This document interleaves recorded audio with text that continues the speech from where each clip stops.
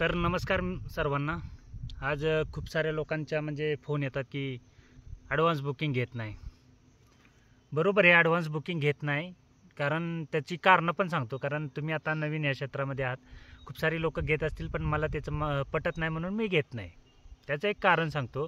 समजा आता माझी डिलिव्हरी येईल, म्हणजे माझ्याकडे आता 4 माद्या डिलिव्हरीला आहेत। तुम्ही सांगितलं बाबा ह्या मादीच्या पोटातलं बुकिंग घ्या, ठीक आहे।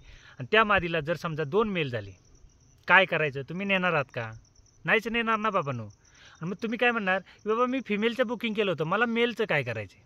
मग मी त्या मेलचं काय करणार, किंवा तुमच्या ॲडव्हान्स घेतलेल्याचं मी काय करणार आहे? मी काही वेगळं तर करू शकत नाही त्या मेलला, किंवा मादीच्या पोटातलं काही वेगळं करू शकत नाही। मग ह्या सर्व गोष्टी असतात, म्हणून आम्ही काय करतो, ॲडव्हान्स बुकिंग घेत नाही। आणि मी तर कधी घेणारच नाही। कारण काय होतं आहे, जर आत्ता लोक वेटिंगवर आहेत म्हणून तर मला एवढे बोलतात की आम्ही वेटिंगवर आहे, 1-1 वर्ष झालं। आणि जर काय मी ॲडव्हान्स घेतलं तर काय करतील?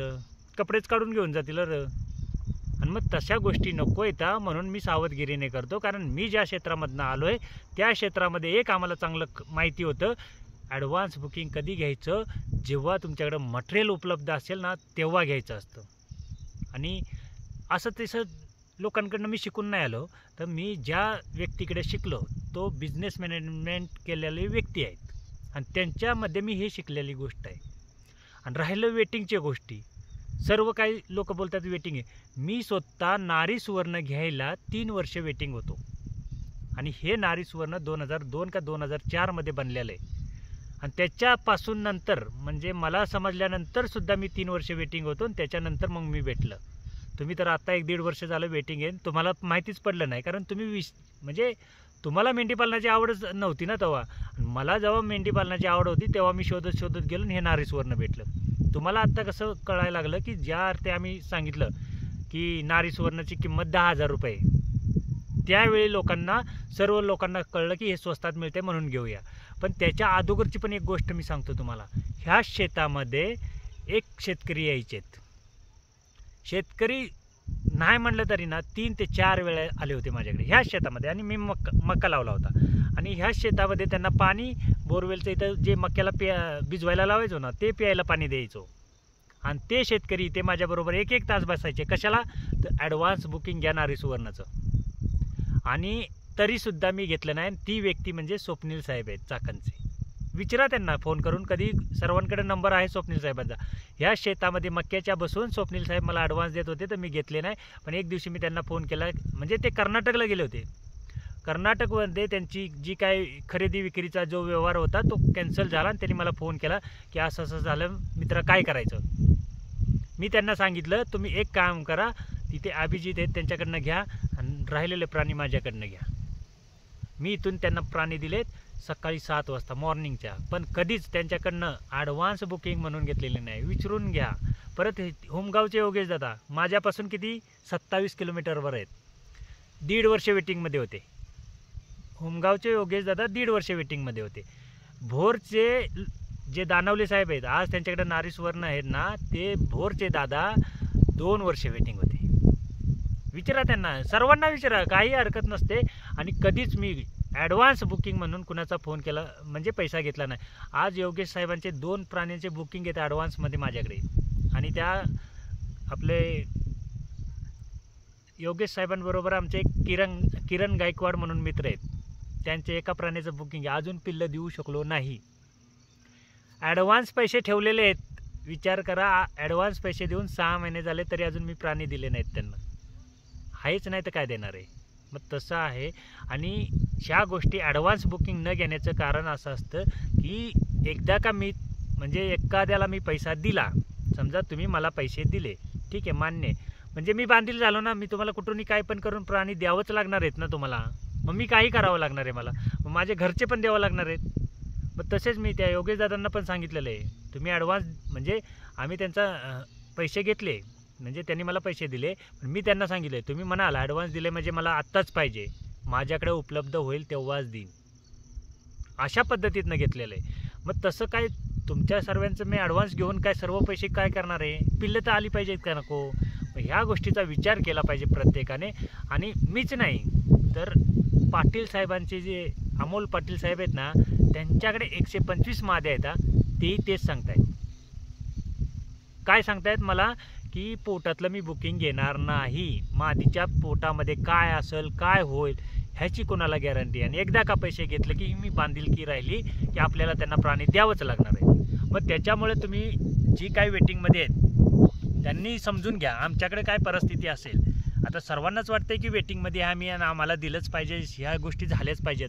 ज्यांना मिळलं ते आनंदी आहेत, ज्यांना मिळलं नाही ते दुःखी आहेत, काही वाट बघत आहेत. बरोबर आहे. आता काही लोकांना तर आम्ही हो बोललो आहे, काही लोकांना सांगितले बुकिंगच नाही घेत. मग त्यांनी काय करायचं आहे, ते आहेत ना आशा लावूनच बसलेत ना. तसंच आहे.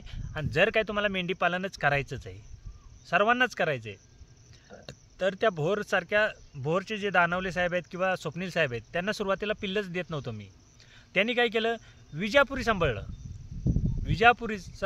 विजापुरीला नंतर जेव्हा नारी सुवर्ण भेटलं त्यांना, त्या मेलनं त्यांना क्रॉस केलं.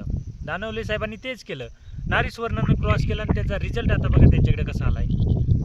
मग त्या सर्व गोष्टी येतात. आणि दुसरी गोष्ट राहिली प्राणी विकण्याची, तर नाही म्हटलं तरी 300 ते 350 प्राणी शहाजी कटके साहेबांचे विकलेत. आता तुम्हाला पोचायला लेट झालं प्रत्येकाला, त्याला माझा दोष नाही. आम्ही पहिल्यापासून जाहिरात तर करतच होतो.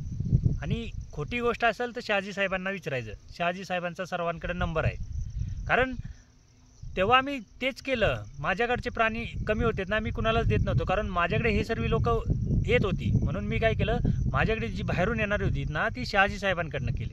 आत्तासुद्धा आम्ही पाटील साहेबांकडे का पाठवलं आहे की माझ्याकडे एक दोघांना द्यायचे प्राणी आहेत म्हणून मी ठेवलेत, आणि बाकीचे सर्व जे आहेत पाटील साहेबांकडनं दिलेत. आता काही लोक म्हणतात की लहान पिल्लं द्या. अरे लहान पिल्लं देऊन पण त्या मादीच्या दुधाचं काय करणार आम्ही? तिचं दूध कोण काढणार? तुम्हाला पिल्लं तर देईल, तुमचं प्रश्न सुटेल, पण आमच्या डोक्याला ताप होईल ना. म्हणून मी काय करतो, वैयक्तिक माझं सांगतोय, मी कधीच मादीच्या पोटातलं बुकिंग किंवा ॲडव्हान्स बुकिंग ह्या सर्व गोष्टी घेणार नाही. आणि राहिला प्रश्न तुम्हाला मेंढीपालनाचा, विजापुरी घ्या. मेल आता उपलब्धच आहेत. आणि एक व्यक्ती असा आहे मंगळवेढ्याचा, लोखंडे साहेब आहेत, 2 वर्ष कमीत कमी वेटिंग होते. मेलमध्ये फक्त नारी सुवर्णाचा मेल पाहिजे म्हणून 2 वर्ष वेटिंगमध्ये होते.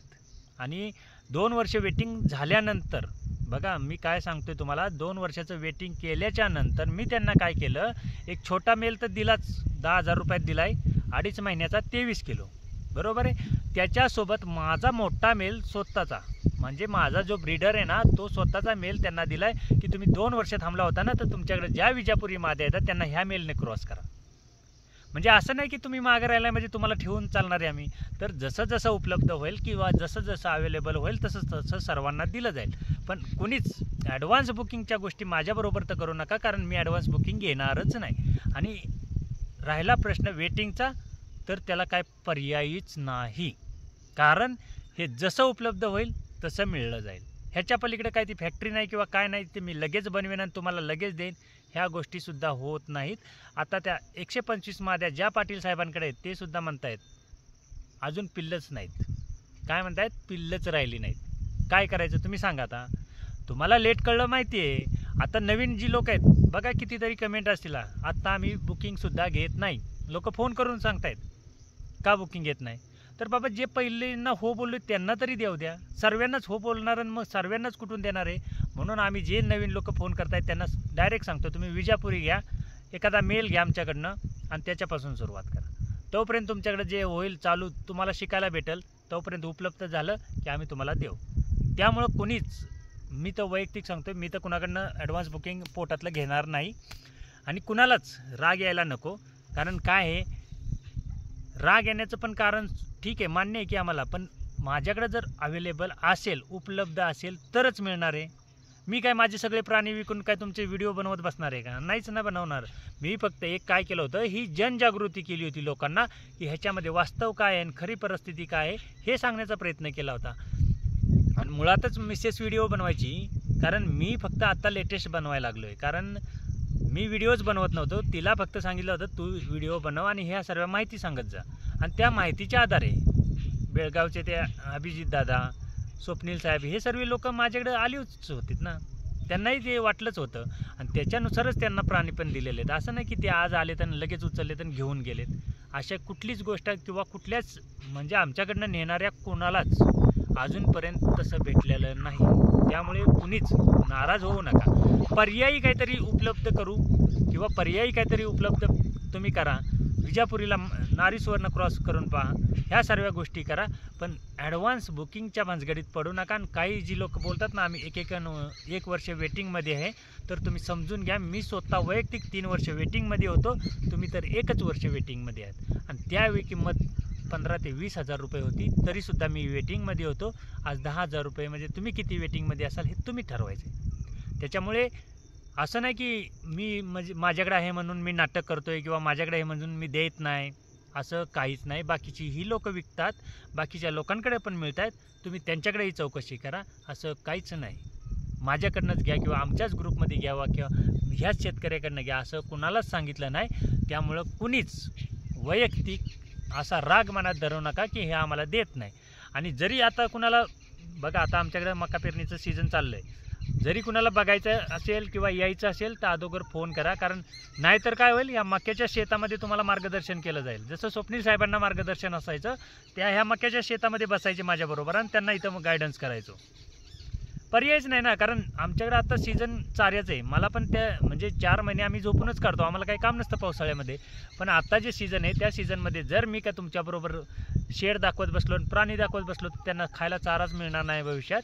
तर येण्याच्या अगोदर पहिल्यांदा कन्फर्म करा कुणी, कारण आज तसेच एक शेतकरी आले होते आणि मी घरी नव्हतो.